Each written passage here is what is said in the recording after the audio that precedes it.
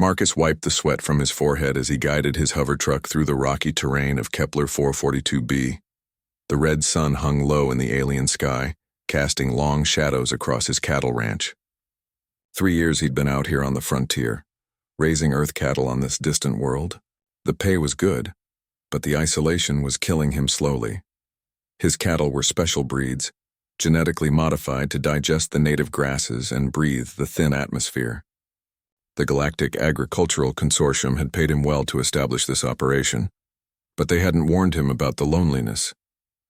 The nearest human settlement was 800 kilometers away, and the monthly supply drops were his only contact with civilization.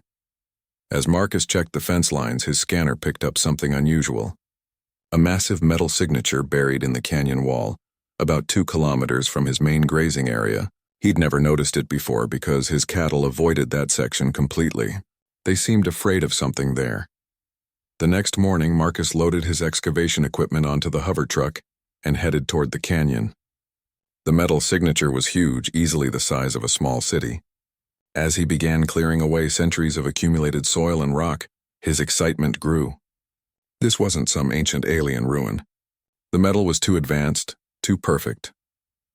After 3 days of digging, Marcus uncovered what looked like a massive doorway.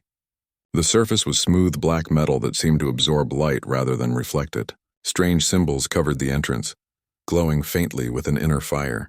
His translation software couldn't identify the language, but something about the symbols felt familiar. The door responded to his touch, sliding open with a soft hiss. Cool air flowed out, carrying the scent of ozone and something else. Something alive. Marcus grabbed his plasma rifle and stepped inside, his boots echoing in the vast chamber beyond. The interior was magnificent. Crystalline formations lined the walls, pulsing with soft blue light. The architecture was unlike anything in the galactic database. Curved walls flowed into each other like frozen waves, and the ceiling disappeared into darkness high above. This wasn't built by any known species. Marcus activated his headlamp and began exploring. The ship, for that's clearly what it was, seemed to go on forever. Vast chambers connected to smaller passages which opened into even larger spaces. Everything was pristine, as if the ship had been abandoned yesterday rather than centuries ago. In what appeared to be a control room, Marcus found something that made his blood run cold. Skeletons, hundreds of them, arranged in perfect formation around massive control panels. But these weren't the bones of any species he recognized. They were too large, too predatory. The skulls were elongated with massive eye sockets and rows of sharp teeth. His scanner identified the bone composition as similar to Earth reptiles, but scaled up dramatically. These creatures would have stood 3 meters tall when alive, with wingspans of at least 10 meters based on the bone structure. Dragons. The bones belonged to creatures that looked exactly like the dragons from Earth's ancient legends. Marcus spent hours documenting his discovery. The technology was far beyond anything the current galactic civilizations possessed. The power systems were still functional after all this time, drawing energy from some unknown source. The weapons systems were sophisticated enough to crack planets. This single ship could have conquered entire star systems, but something bothered him about the scene. The skeletons were all facing the same direction, toward a raised platform at the center of the control room. On that platform sat a single chair, larger than the others, clearly meant for someone in command. But that chair was empty. Marcus examined the control panels more closely. The symbols were the same as those on the door, but his translation software was finally making progress. Slowly, words began to appear on his display. Emergency evacuation protocol activated. All hands to escape pods. May the Starfire guide us home. The escape pods. Marcus followed the emergency lighting through the ship's corridors until he found the pod bay. Row after row of launch tubes stretched into the distance, all of them empty except one. The final pod remained in its cradle, its launch sequence frozen at 99% completion. Through the pod's viewport, Marcus could see another skeleton. This one was different from the others, larger, more magnificent, with crystalline formations growing from its bones. Even in death, this creature radiated an aura of power and intelligence. A crown of some unknown metal rested on its skull, set with gems that still glowed with inner fire. Marcus realized he was looking at the ship's commander, the one who had stayed behind while his people escaped. The one who had chosen to go down with his ship rather than abandon it to whatever catastrophe had befallen them. As Marcus studied the scene, his cattle scanner began beeping frantically. Something was moving in the lower levels of the ship, something large and very much alive. The scanner showed a massive life form, at least twice the size of his largest bull, moving slowly through the ship's depths. Marcus grabbed his rifle and began making his way toward the lower levels. The corridors here were different, more organic somehow. The walls curved like the inside of a ribcage, and the air grew warmer as he descended. Strange sounds echoed from ahead, a rhythmic breathing that seemed to shake the ship's very structure. He found the source in what appeared to be a hibernation chamber. Massive crystalline pods lined the walls, all of them dark and empty except one. The final pod glowed with the same blue light as the ship's walls, and inside it, Marcus could see movement. The creature within was magnificent and terrifying. A dragon, easily 4 meters tall, even curled up in sleep. Its scales were the color of starlight, shifting between silver and deep blue as its chest rose and fell. Massive wings were folded against its sides, and even unconscious, it radiated an aura of immense power. But something was wrong. The pod's systems were failing. Cracks ran through the crystalline shell, and the life support readings were dropping steadily. This creature, the last of its kind perhaps, was dying slowly in its ancient sleep. Marcus faced a choice that would change everything. He could leave this place, seal the entrance, and pretend he'd never found it. He could contact the authorities and let them deal with this discovery. Or he could do something that went against every regulation in the book. He could wake the dragon up. Marcus stared at the failing hibernation pod for what felt like hours. Every instinct told him to walk away, to leave this discovery for the experts. But the dragon's life signs were weakening by the minute. Soon it would be too late. He began studying the pod's control systems. The symbols were becoming clearer as his translation software learned the language patterns. Emergency medical protocols, life support management, hibernation cycle controls. The interface was surprisingly intuitive, as if designed to be operated by someone unfamiliar with the technology. The pod's primary power coupling had failed sometime in the past century. Secondary systems were maintaining minimal life support, but they wouldn't last much longer. Marcus found what appeared to be a manual override system, but activating it would wake the creature immediately. No gradual revival process, no medical monitoring. Just instant consciousness after potentially thousands of years of sleep. Marcus made his decision. He activated his emergency beacon, sending a coded message to his ranch's automated systems. If he didn't return within 12 hours, the system would contact the authorities. At least someone would know what happened to him. He initiated the revival sequence. The pod systems hummed to life, drawing power from the ship's main reactor. Crystalline formations along the walls pulsed brighter, and the dragon's breathing deepened. Slowly, massive golden eyes opened, focusing on Marcus with an intelligence that was both ancient and terrifyingly aware. The dragon didn't move immediately. It simply watched Marcus, those golden eyes studying every detail of his appearance. When it finally spoke, the words came not through sound but directly into Marcus's mind, carried by some form of telepathy that made his skull ache. "Small one, why have you awakened me?" Marcus had prepared for many possibilities, but telepathic communication wasn't one of them. He focused his thoughts, hoping the dragon could understand human mental patterns. "Your hibernation pod was failing. You were dying." The dragon's mental voice carried amusement mixed with confusion. "Dying? I have been dying for 3,000 of your years, small one. Why does this concern you now?" Marcus felt the weight of those ancient eyes studying him. "Because I could save you. Because it was the right thing to do." The dragon was silent for a long moment. Its massive form shifted within the pod, muscles that hadn't moved in millennia stretching carefully. "You are not of my people. Your scent is alien, your thoughts strange. Yet you chose to preserve my life. This is unexpected." The pod's shell retracted completely, and the dragon rose slowly to its full height. Standing upright, it was magnificent and terrifying. Its scales caught the chamber's blue light and reflected it in patterns that hurt to look at directly. When it spread its wings, they nearly touched the chamber's walls. "I am Zephyr Kethmore, last of the Draconum Empire, commander of the stellar dreadnought Void Render. And you, small one, have just committed an act of profound significance." Marcus swallowed hard. "I'm Marcus Chen, cattle rancher, and I think I've made a terrible mistake." The dragon's laughter echoed through the chamber, not mocking but genuinely amused.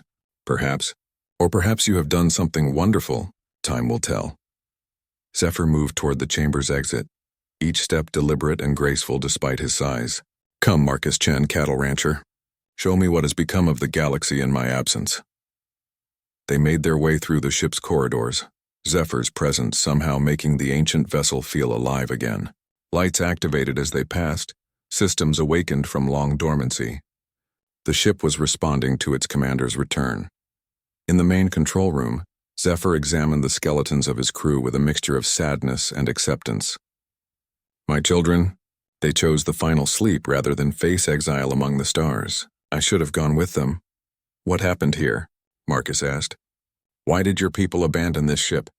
Zephyr's massive head turned toward the viewport, where Kepler 442b's red sun was setting. We were explorers, Marcus Chen. We mapped the galaxy when it was young, cataloged worlds that your people have not yet discovered. But we grew too proud, too confident in our power. We believed ourselves to be gods among the stars. The dragon's mental voice carried ancient pain. We encountered a species that humbled us completely. They called themselves the architects, and they were to us what we were to lesser races. Our entire fleet, thousands of ships like this one, was scattered to the void in a single battle.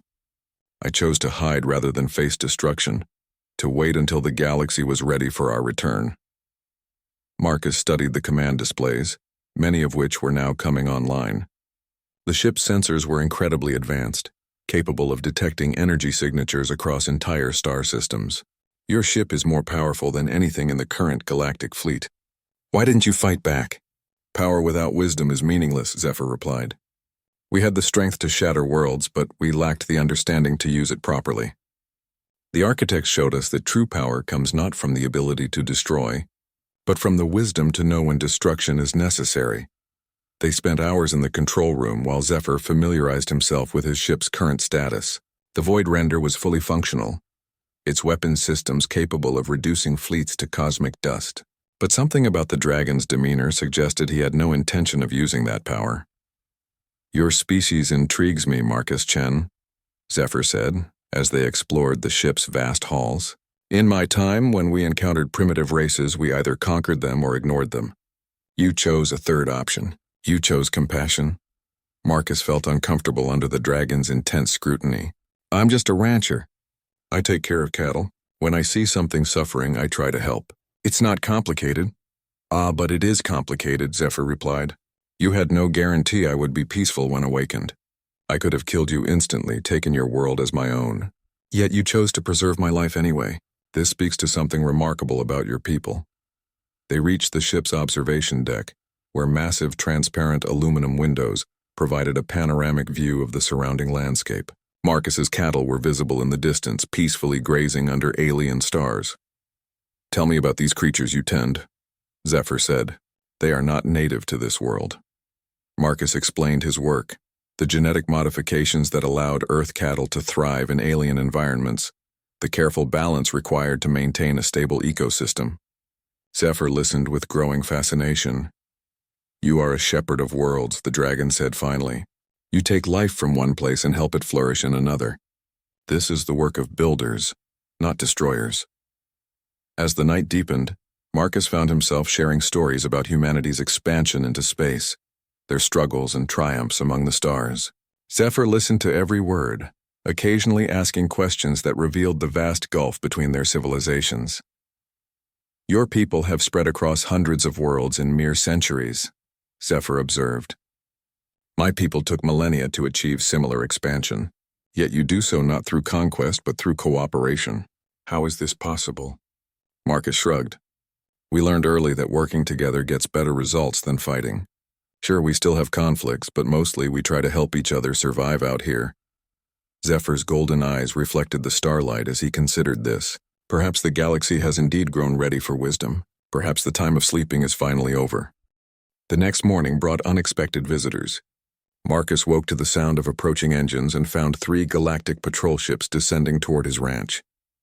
His emergency beacon must have triggered an automatic response when he'd stayed overnight in the buried ship. Zephyr had spent the night in the ship's command center, learning about the current state of galactic civilization through the vessel's powerful sensors. When Marcus found him, the dragon was studying displays showing the patrol ship's approach. "Your authorities come quickly," Zephyr observed. "Are they here to arrest you for waking me?" Marcus checked his rifle and secured his gear. "Probably. Unauthorized contact with unknown alien species is a serious crime. They'll want to know what I found down here. And what will you tell them?" Marcus paused at the question. He could claim he'd found nothing but ancient ruins, hide the dragon's existence until he figured out what to do next. But lying to the Galactic Patrol was also a serious crime, and their sensors would detect life signs in the ship anyway. "The truth," Marcus decided. "I'll tell them I found you and that you're peaceful. Maybe they'll listen before they start shooting." Zephyr's mental laughter carried genuine warmth. "You continue to surprise me, Marcus Chen. Most beings would preserve themselves at any cost. You choose honesty even when it brings danger." They made their way to the surface together, emerging from the ship's concealed entrance as the patrol vessels landed near Marcus's ranch house. 6 officers in full combat armor deployed from the lead ship, weapons ready. Their leader, a tall woman with captain's stripes, approached cautiously. "Marcus Chen, you are in violation of Colonial Safety Protocol 7. Your emergency beacon indicates you spent the night in an uncharted structure of unknown origin. Explain your situation immediately." Before Marcus could answer, Zephyr emerged from the entrance behind him. The patrol officer's weapons snapped up instantly, targeting the massive dragon. Several shouted warnings, demanding that Marcus move away from the creature. "Wait!" Marcus stepped between the patrol officers and Zephyr, arms spread wide. "He's peaceful. He's not threatening anyone." Captain Rodriguez kept her weapon trained on Zephyr while activating her communicator. "Patrol base, this is Unit 7. We have an unregistered alien contact, species unknown, estimated threat level maximum. Requesting immediate backup." Zephyr slowly lowered himself into a less threatening posture, folding his wings against his sides. When he spoke, his telepathic voice reached all of them simultaneously, causing several officers to stagger. "I am Zephyr Kethmore of the Draconum Empire. I mean no harm to you or your people. The human Marcus Chen preserved my life when I was dying. I am in his debt." The patrol officers looked confused and terrified in equal measure. Captain Rodriguez maintained her weapon's aim while processing this information. "Sir, we're going to need you to come with us for questioning. Both of you. This situation is way above our clearance level." "Captain," Marcus said carefully, "you need to understand what you're dealing with here. This ship contains technology that's thousands of years more advanced than anything we have. If you handle this wrong, it could change the balance of power in the entire galaxy." Zephyr added his own thoughts to the conversation. "The human speaks truth. My vessel contains weapons capable of destroying fleets, shields that can withstand stellar radiation, and engines that can cross the galaxy in days rather than years. However, I have no intention of using these capabilities against your people." Captain Rodriguez activated her suit's recording systems while maintaining communication with her headquarters. "Sir, with respect, how do we know you're telling the truth? For all we know, you could be planning to conquer our colonies." The dragon's massive head tilted thoughtfully. "An excellent question, observe." Zephyr's eyes began to glow with inner fire, and every electronic device within 100 meters shut down simultaneously. The patrol officers' weapons, communicators, and life support systems went dead. For a moment, they stood in complete silence under the alien sun. Then, just as suddenly, everything reactivated. The officers' equipment came back online. Their weapons functional, their communications restored. Zephyr had demonstrated his power and then immediately returned it to them. "If I wished conquest, Captain Rodriguez, your fleet would already be scattered atoms. I chose instead to show restraint. This is the difference between power and wisdom." The captain slowly lowered her weapon, though she kept it ready. That was impressive and terrifying. "What do you want from us?" Marcus answered before Zephyr could respond. "He doesn't want anything from us. He's been sleeping for 3,000 years, waiting for the galaxy to mature. I think he's trying to decide if we're ready for his people to return." "My people are gone," Zephyr corrected gently. "I am the last. But Marcus Chen speaks truly about my purpose here. I seek to understand what you have become in our absence." Captain Rodriguez spent the next hour in heated communication with her superiors, while her team established a perimeter around the buried ship. Marcus could hear fragments of the conversations, mentions of admirals and emergency sessions, references to protocols that had never been tested. Finally, she approached Marcus and Zephyr with new orders. My superiors want to meet with you, sir, she said to the dragon. Admiral Hayes is en route with a diplomatic team. They're requesting a formal first contact session. Zephyr considered this. And if I refuse? If I choose to leave this place and explore your galaxy on my own, then we'd probably try to stop you, the captain admitted. Which would be stupid given what you just demonstrated, but orders are orders. Marcus stepped forward. There's another option. Zephyr, you wanted to understand what humanity has become. Let them send their diplomats. Show them you're peaceful. Learn about our civilization, let them learn about yours. It might be exactly what both sides need. The dragon's golden eyes studied Marcus for a long moment. You would trust your leaders to treat me fairly? Even knowing the power I possess? I'd trust them to try, Marcus replied. Humanity isn't perfect, but we've learned a lot about cooperation over the past few centuries. Give us a chance to prove it. Zephyr spread his wings briefly, a gesture that somehow conveyed agreement. Very well. I will meet with your Admiral Hayes, but I have conditions. Captain Rodriguez activated her recorder again. Name them. First, Marcus Chen remains present during all discussions. He awakened me when he had every reason to fear me, and I trust his judgment more than I trust your politics. Second, I retain full access to my ship and the right to leave at any time. Third, any agreements we reach must be beneficial to both our peoples, not just yours. The captain nodded slowly. I'll relay those conditions to Admiral Hayes. In the meantime, we'll establish a secure perimeter and wait for the diplomatic team to arrive. As the patrol officers set up their temporary base, Marcus found himself caught between two worlds. The simple life of a cattle rancher was gone forever, replaced by something far more complex and dangerous. He was now humanity's unofficial ambassador to a being whose technology could reshape galactic civilization. Zephyr seemed to sense his uncertainty. You fear the changes this will bring to your life? Marcus nodded. Everything's going to be different now. My quiet ranch, my simple routine, all of it's gone. Perhaps, Zephyr agreed, but consider what you have gained. You have become the bridge between two civilizations, the first human to earn the trust of the Draconum Empire. Your cattle still need tending, but now you also tend the relationship between our peoples. Marcus looked out across his ranch, where his cattle grazed peacefully under alien stars, unaware that their owner had just changed the course of galactic history. In the distance, the patrol ships waited for the arrival of admirals and diplomats who would decide the future of human-dragon relations. I never wanted to be important, Marcus said. Importance is not chosen, Zephyr replied. It is earned through the choices we make when no one is watching. You chose compassion over fear, understanding over ignorance. These choices have made you important whether you wished it or not.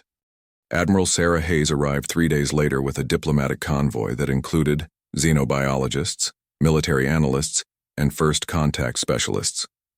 Marcus watched from the ship's observation deck as their vessels landed, turning his quiet ranch into a temporary spaceport. Zephyr had spent those 3 days sharing stories of the ancient galaxy with Marcus, describing civilizations that had risen and fallen millennia before humanity had even developed agriculture. The dragon's perspective on time was profoundly different from human understanding. What seemed like ancient history to Marcus was recent memory to Zephyr. Your admiral approaches with many advisors, Zephyr observed, watching the convoy through the ship's sensors. She brings warriors disguised as scholars and scholars disguised as warriors. Interesting. Marcus had learned to read the subtle nuances in Zephyr's telepathic voice. The dragon was amused rather than concerned, which was reassuring. That's just how humans handle unknown situations. We bring experts and hope for the best. Admiral Hayes was a small, sharp-eyed woman who carried herself with the confidence of someone accustomed to commanding respect. She approached the ship's entrance with a carefully selected team: Dr. Elena Vasquez, the galaxy's leading xenobiologist; Commander Tom Mitchell, a military strategist; and Dr. James Park, a specialist in first contact protocols. Marcus met them at the entrance, feeling awkward in his dusty ranch clothes among their crisp uniforms. Admiral Hayes, welcome to my ranch. Zephyr is waiting in the main control room. The Admiral's eyes widened as they entered the ship. The technology was obviously far beyond human capabilities, and the sheer scale of the vessel was intimidating. Mr. Chen, I have to ask, How exactly did you manage to wake this being without triggering any defense systems? The hibernation pod was failing, Marcus explained as they walked through the crystalline corridors. I just followed the emergency revival procedures. The ship's systems are designed to be intuitive. Dr. Vasquez was scanning everything with her instruments, her excitement barely contained.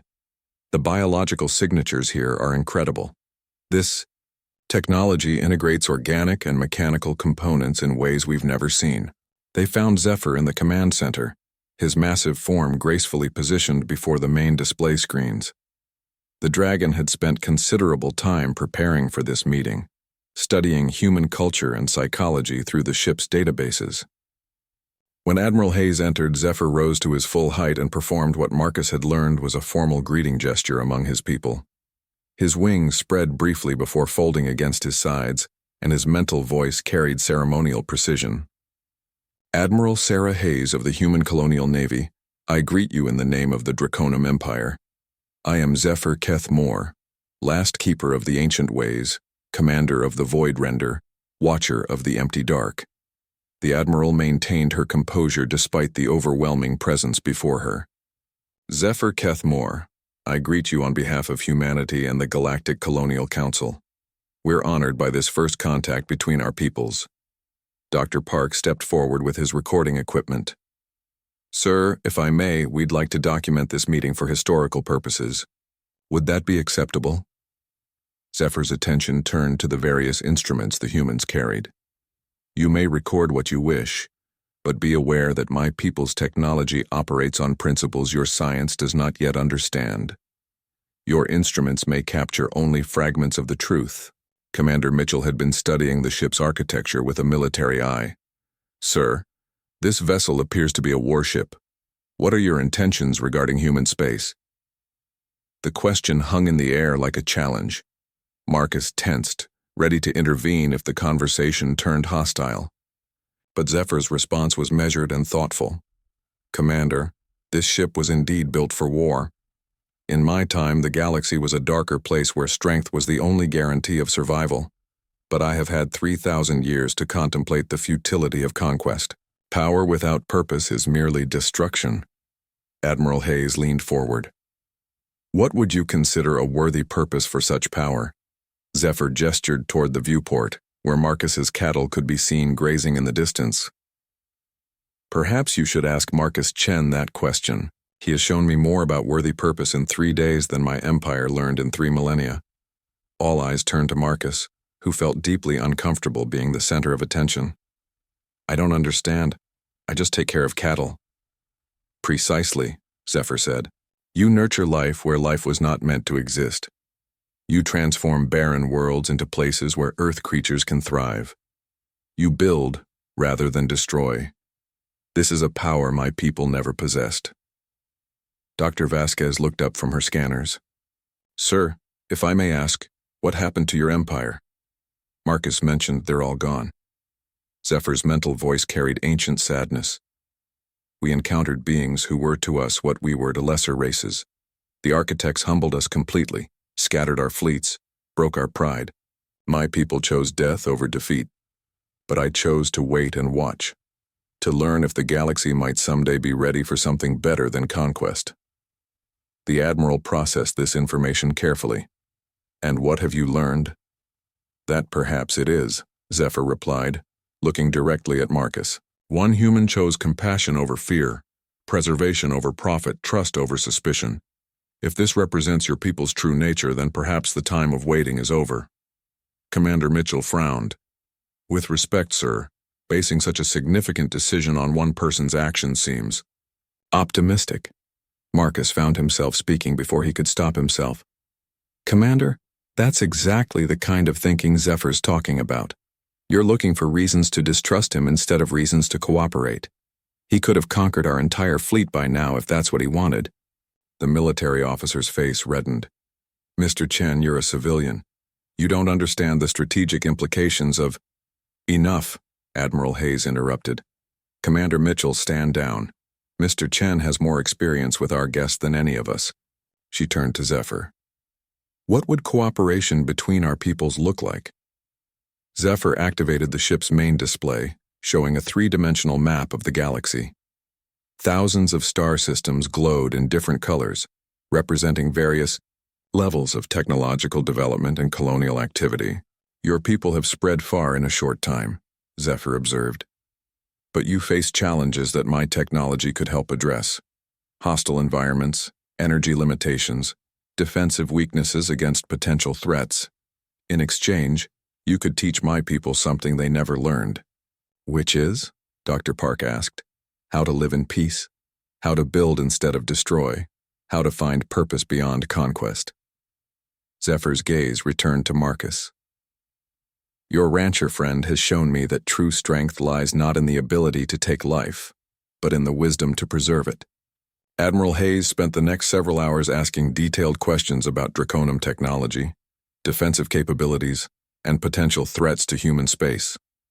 Zephyr answered openly, sharing technical specifications that made the scientists' equipment malfunction from sheer information overload.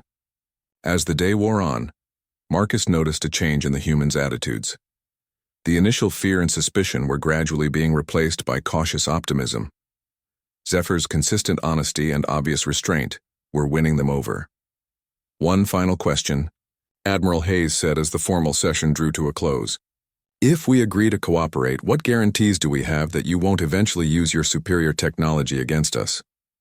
Zephyr considered this for a long moment. Then he did something completely unexpected.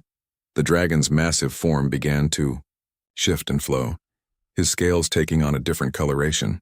Within moments, he had transformed into a human-sized figure that retained draconic features, but could move comfortably among humans. You have the same guarantee I have that you won't use your inferior technology against me, Zephyr said in his new form. Trust earned through honor, maintained through respect, and strengthened through mutual benefit. Marcus Chen trusted me with his life. I now trust you with mine. The room fell silent as the implications sank in. By reducing his size and apparent threat level, Zephyr had made himself vulnerable. It was a gesture of such profound trust that even Commander Mitchell looked impressed. Admiral Hayes extended her hand in the traditional human gesture of agreement. Zephyr Keth Moore, I believe we have the foundation for something remarkable here. As the dragon turned human shook her hand, Marcus felt a strange mixture of pride and apprehension. He had set in motion something that would change the galaxy forever. Whether that change would be for better or worse remained to be seen. 6 months after first contact, Marcus's ranch had become the unofficial embassy between humanity and the last of the Draconum Empire. The Galactic Council had built a permanent facility nearby, but Zephyr insisted on maintaining his residence aboard the Void Render, now partially excavated and converted into a research station. Marcus found the dragon in his human form, working alongside Dr. Vasquez in what had once been the ship's weapons control center. They were studying samples of the native grass that Marcus's cattle had learned to digest, trying to understand how Earth biology adapted to alien environments. The cellular modification is remarkable, Dr. Vasquez was saying. Your cattle have essentially evolved new digestive enzymes in just 3 generations. We could use this research to help humans adapt to marginal worlds. Zephyr looked up as Marcus entered. Your livestock continue to teach us valuable lessons, Marcus. They adapt without losing their essential nature. Perhaps there is wisdom in this approach. Over the past months, Marcus had watched Zephyr struggle with concepts that came naturally to humans.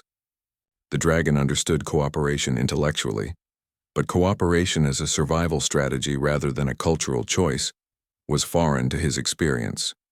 The Draconum had been apex predators for so long that they had never needed to learn compromise. The council representatives are arriving tomorrow, Marcus said.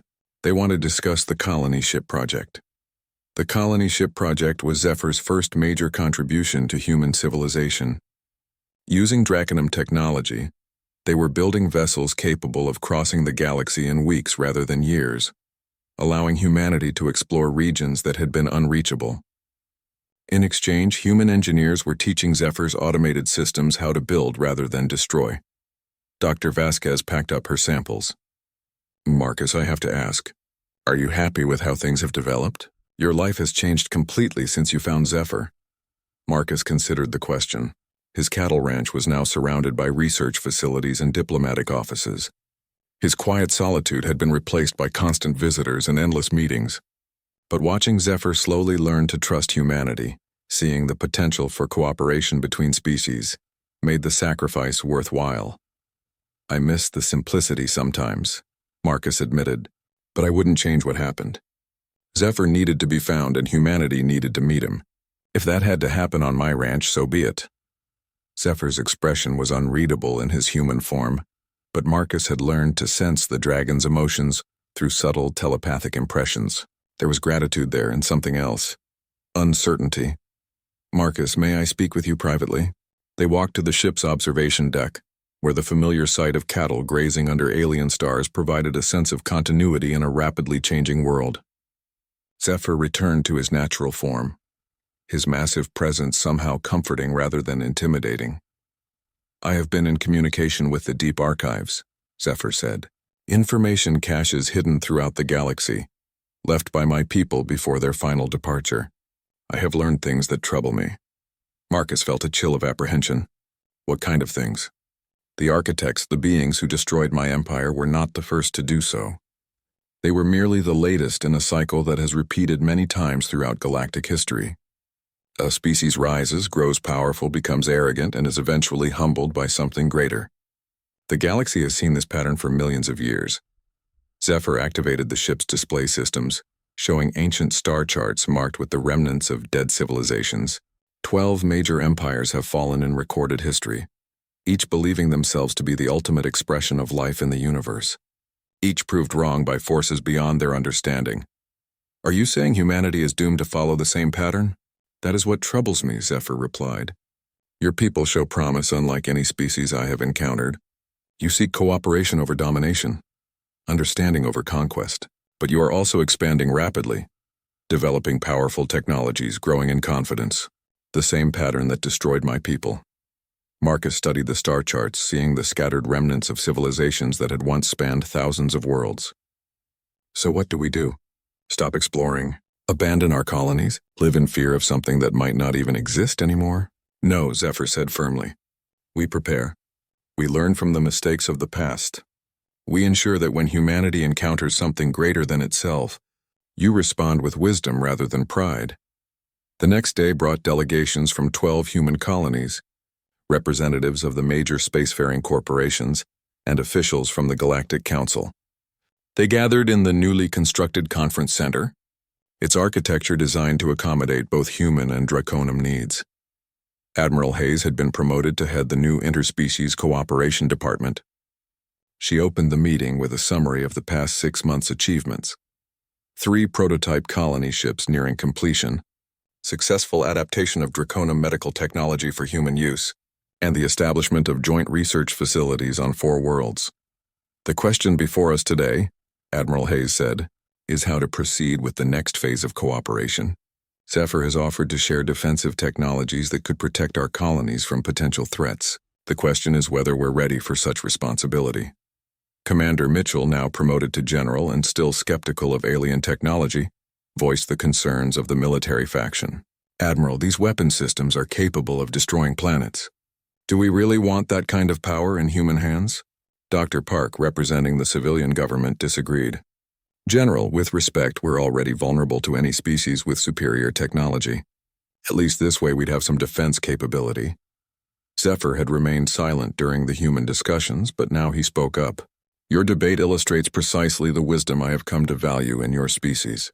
You question the wisdom of accepting power, rather than simply demanding it. This gives me hope." Marcus found himself once again in the uncomfortable position of being humanity's informal ambassador. "Zephyr, what do you think we should do?" The dragon's golden eyes studied each face around the table. "I think you should start small. Select a few individuals. Train them in the responsible use of advanced defensive technologies. Learn gradually rather than all at once. Prove to yourselves that you can handle such power before accepting more." Admiral Hayes nodded slowly. "A pilot program. Limited scope. Careful oversight. Gradual expansion based on demonstrated competence." "But who would we select for such training?" Dr. Park asked. "We'd need people with both technical expertise and exceptional judgment." Zephyr's gaze settled on Marcus. I would suggest beginning with those who have already demonstrated wisdom in the face of power. Marcus Chen has had access to my ship's full capabilities for months. He could have used them for personal gain, or turned them over to your military for aggressive purposes. Instead, he has consistently chosen restraint and cooperation. Marcus felt the weight of everyone's attention. I'm not qualified for this. I'm a rancher, not a soldier or a scientist. Precisely why you are qualified, Zephyr replied. You understand that power without purpose is meaningless. You have spent your life nurturing rather than controlling. These are the qualities needed to handle advanced technologies responsibly. General Mitchell looked skeptical.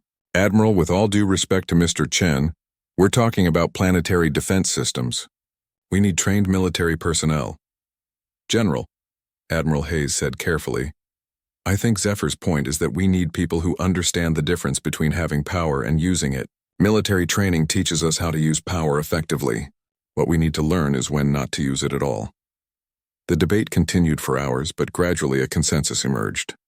They would establish a small training facility on Marcus's world, with carefully selected individuals from various backgrounds learning to operate draconium defensive technologies under Zephyr's direct supervision.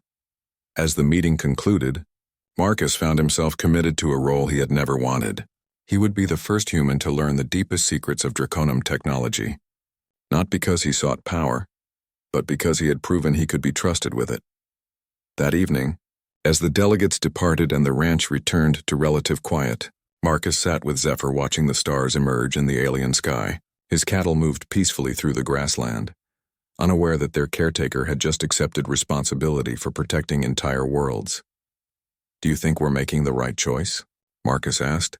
Zephyr's mental voice carried ancient wisdom and cautious optimism. I think you are making the only choice possible for a species that seeks to survive its own success. Whether it is right or wrong, only time will tell.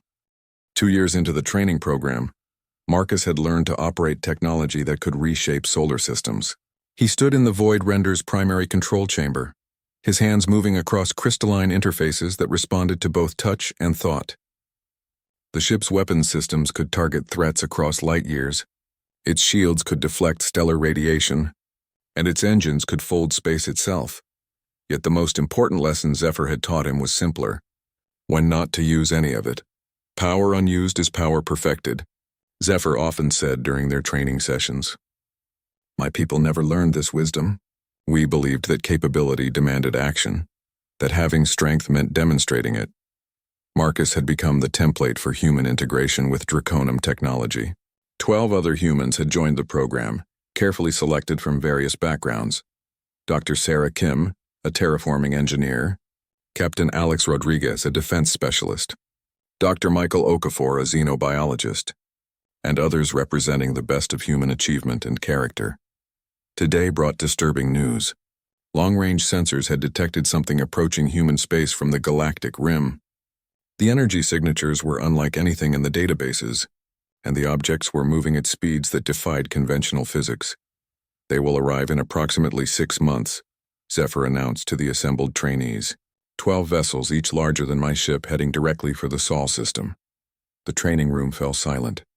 Everyone understood the implications. This could be first contact with another species potentially hostile. It could be the return of the architects that had destroyed the Draconium Empire. Or it could be something entirely new. Dr. Kim was the first to speak. Can we identify their technology type? Are they using similar principles to your people? Zephyr studied the sensor data with growing concern. No. Their propulsion systems operate on principles I do not recognize. Their energy output suggests capabilities that exceed even draconium technology at its height. Captain Rodriguez, who had initially been skeptical of the program, now saw its necessity. What are our defensive options? Limited, Zephyr admitted. If these beings prove hostile, conventional human defenses would be ineffective. Even my ship's weapons might not be sufficient against 12 vessels of such power. Marcus felt the weight of responsibility settling on his shoulders. For 2 years, he had trained with technology that seemed overwhelmingly powerful. Now he was learning that it might not be enough. There's something else, Zephyr continued. The trajectory of these vessels suggests they are not randomly exploring. They are heading specifically for human-inhabited space with what appears to be detailed knowledge of your colonial boundaries. Dr. Okafor frowned. How is that possible? We haven't had contact with any species capable of such technology. Unless, Marcus said slowly, they've been watching us for a long time, learning about us before making contact. Zephyr's expression confirmed Marcus's suspicion. This is the pattern I have observed in the galactic archives. Advanced species often monitor developing civilizations for decades or centuries before revealing themselves. The question is their intent. Admiral Hayes arrived that afternoon with a full military escort and emergency authorization from the Galactic Council. The situation had been classified at the highest levels, with only a few dozen people across human space aware of the approaching vessels. Zephyr, we need to know what we're facing, Admiral Hayes said without preamble. Can you make contact with these beings? Learn their intentions before they reach our space? Zephyr activated the ship's long-range communication systems, arrays that could send messages across the galaxy. I can attempt contact, but there is risk. If they are hostile, any communication would reveal our location and capabilities. They already know our location, Marcus pointed out. They're heading straight for us. The dragon nodded slowly. True, very well. I will attempt to establish communication.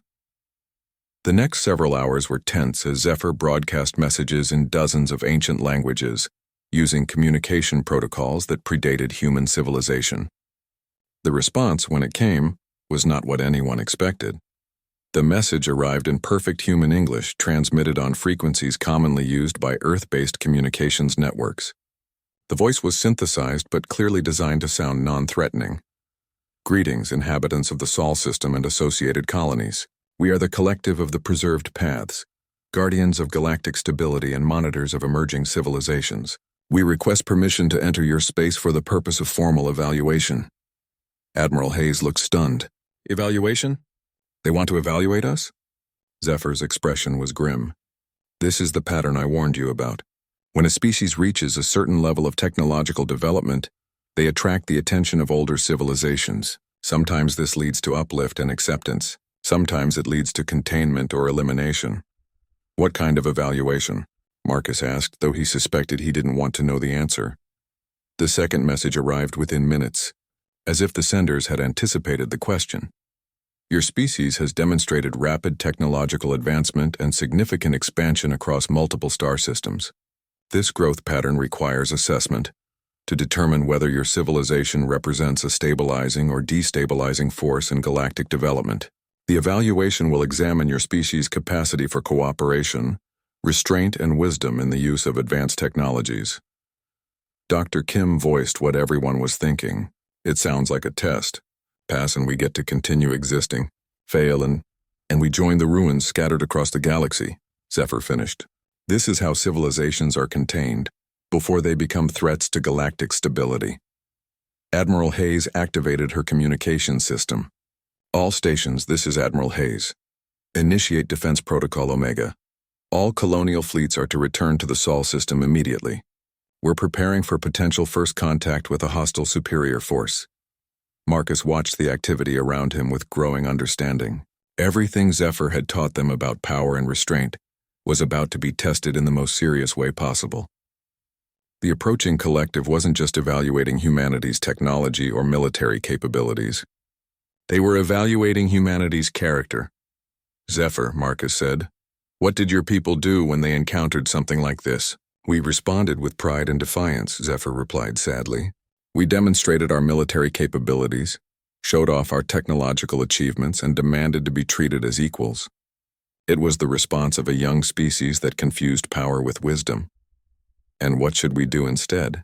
Zephyr's golden eyes met Marcus's. Show them what you have shown me. Demonstrate that humans can possess power without needing to prove it. Show them that your species chooses cooperation over conquest, understanding over intimidation. Captain Rodriguez looked skeptical. Admiral, with respect, we're talking about potentially hostile alien contact. Shouldn't we at least prepare our defenses? We will prepare, Admiral Hayes decided. But we'll prepare for defense, not offense. We'll show them that we can protect ourselves without threatening others. Over the following weeks, human fleets gathered in the Sol system while Marcus and his fellow trainees worked with Zephyr to develop defensive strategies that emphasized protection over aggression. The plan was risky, They would demonstrate human defensive capabilities while simultaneously showing restraint and openness to communication. As the alien vessels approached the edge of human space, Marcus found himself at the center of the most important first contact in human history. The lessons Zephyr had taught him about power and wisdom were about to determine not just his own fate, but the future of his entire species. The night before the collective's arrival, Marcus stood on his ranch looking up at stars that might soon witness humanity's greatest test. His cattle grazed peacefully nearby, unaware that their simple existence represented exactly the kind of wisdom that might save their species. Tomorrow we learn whether humans are ready to take their place among the galactic community, Zephyr said, joining him in the darkness. Or whether we're about to become another cautionary tale, Marcus replied.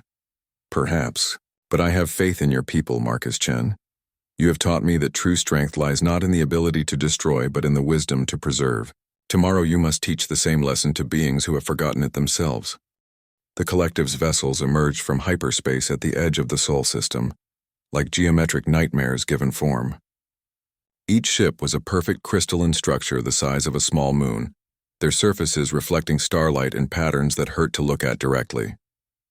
They moved with the deliberate precision of beings who had never known defeat. Marcus stood in the Void Render's command center alongside Admiral Hayes and Zephyr, watching the approaching fleet through sensors that could analyze their technology in real time. The readings were sobering. Each collective vessel possessed enough firepower to sterilize entire planets, and their defensive capabilities made them nearly invulnerable to conventional weapons. They're broadcasting a message, Communications Officer Park reported. Standard diplomatic frequencies, but the content is unusual. The message filled the command center with its calm, synthesized voice. Human civilization, you have been selected for Galactic Stability Assessment Protocol 7. Your species will be evaluated across 3 criteria: technological restraint, cooperative capacity, and wisdom in the application of power. The assessment begins now. Admiral Hayes opened a channel to respond. This is Admiral Sarah Hayes, representing the United Human Colonies and the Galactic Council. We welcome peaceful contact and are prepared to participate in your evaluation process. The response came immediately. Admiral Hayes, your willingness to submit to evaluation is noted favorably. However, the assessment has already begun. Our sensors detect draconium technology integrated with human systems. Explain this development. Marcus felt Zephyr tense beside him. The dragon had spent weeks preparing for this moment, knowing that his people's legacy might influence how humanity was judged. The integration occurred through peaceful cooperation. Admiral Hayes replied carefully. We encountered a surviving member of the Draconium Empire and established a mutually beneficial relationship based on shared knowledge and defensive cooperation. Draconium Empire remnants are classified as potentially destabilizing influences, the collective responded. Their historical pattern indicates aggressive expansion and technological dominance. Explain why your species chose association with such entities. This was the moment Marcus had been dreading. How could they explain that Zephyr was different from his ancestors without seeming to make excuses for harboring a potentially dangerous alien? Before Admiral Hayes could respond, Marcus stepped forward. May I address the collective directly?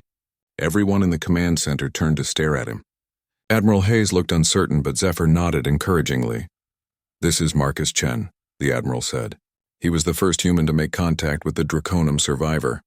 Marcus Chen, you may speak. Marcus activated his personal communicator, his hands steady despite the magnitude of the moment. Members of the collective, I'm a cattle rancher. I found Zephyr dying in a hibernation pod and chose to save his life. Not because I knew what he was or what he could offer, but because it was the right thing to do. Elaborate on this reasoning. Where I come from, we have a saying, you judge a person not by their worst day, but by what they choose to do when no one is watching. Zephyr could have conquered our worlds the moment I woke him up. Instead, he chose to learn from us to help us to become better than his ancestors were. The collective was silent for several long minutes. When they responded, there was something different in the synthesized voice, a quality Marcus couldn't identify. Marcus Chen, approach our lead vessel in the craft you have designated Void Render. Come alone, accompanied only by the Draconium entity. You will be our primary subjects for direct evaluation.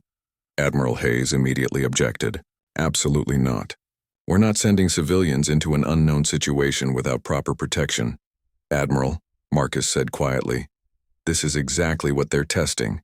Do we respond with fear and military force, or do we show trust and cooperation? Zephyr placed a massive hand on Marcus's shoulder. The human speaks wisdom, Admiral Hayes. This assessment cannot be passed through demonstration of defensive capabilities. It can only be passed through demonstration of character. An hour later, Marcus found himself aboard a shuttle heading toward the lead collective vessel, accompanied only by Zephyr in his natural form. The dragon had insisted on appearing as he truly was rather than in his human disguise. Are you afraid? Zephyr asked as they approached the alien ship. Marcus considered the question honestly. Terrified, but also hopeful. These beings have preserved galactic stability for millions of years. They must understand the difference between necessary caution and destructive paranoia.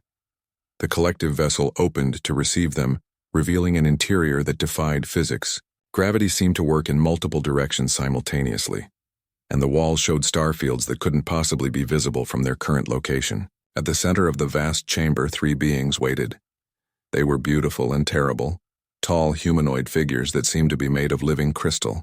Their faces were expressionless, but their eyes held the weight of eons. When they spoke, their voices harmonized in perfect unison. Marcus Chen, Zephyr Kethmore. You represent a unique situation in our galactic monitoring, a species that has gained access to destructive technology through compassion rather than conquest. Is that significant? Marcus asked. It is unprecedented, the collective beings replied. In 7 million years of galactic observation, no species has acquired advanced technology through acts of selfless preservation. The pattern has always been conquest, theft, or inheritance through warfare.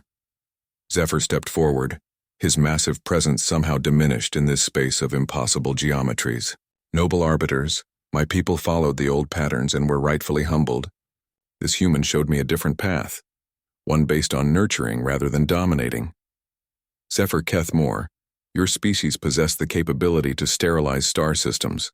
Yet you chose to share this technology with a primitive species, rather than use it to rebuild your empire. Explain this decision. Because, Zephyr said simply, Marcus Chen taught me that true power lies not in the ability to destroy, but in the wisdom to preserve. Humanity showed me that strength without compassion is merely another form of weakness. The arbiters turned their crystalline attention to Marcus. Marcus Chen, you have been given access to weapons that could shatter worlds. Have you been tempted to use this power for personal gain or species advancement? Marcus thought about his ranch, his cattle, the simple life he had given up to become humanity's unlikely ambassador. Every day. But temptation isn't about what you want to do. It's about what you choose not to do. I've learned that the most important decision about power is deciding when not to use it. Demonstrate this principle. Suddenly, Marcus found himself connected to the Void Render's weapon systems through some form of quantum entanglement. He could feel the ship's awesome destructive potential as if it were his own body. With a thought, he could target any of the collective vessels, possibly even destroy them before they could react. The temptation was overwhelming. Here was the chance to save humanity through decisive action, to prove human superiority through strength. The weapon systems hummed with readiness, waiting for his command. Instead, Marcus consciously withdrew from the connection, shutting down the targeting systems and powering down the weapons arrays. Power unused is power perfected, he said, echoing Zephyr's teachings. The arbiter's crystalline form seemed to shimmer with something that might have been approval. Zephyr Kethmore, humanity has taught you wisdom that your people never possessed. Marcus Chen, you have demonstrated restraint that surpasses species far older than your own. What does this mean for humanity? Marcus asked. It means your species will be given what no other developing civilization has received, true partnership, rather than subordination. You will be offered membership in the Galactic Preservation Council, with access to technologies and knowledge accumulated over millions of years. Marcus felt a surge of hope and terror in equal measure. What are the responsibilities of such membership? To do what you have already demonstrated, to use power wisely to choose preservation over destruction, to help younger species find their own path to wisdom, rather than imposing your will upon them. As they returned to human space, Marcus realized that his simple act of compassion had changed not just humanity's fate, but the entire galaxy's future. For the first time in millions of years, a young species would be offered partnership rather than domination or destruction. Months later, Marcus stood on his ranch watching his cattle graze under alien stars. The Galactic Preservation Council had established their regional headquarters nearby, and humans were beginning to take their place among the galaxy's elder species. But the most important lesson remained the same one he had learned as a simple rancher. True strength came not from the power to control, but from the wisdom to nurture. Zephyr approached in his human form, carrying reports from the first joint human-alien colonies.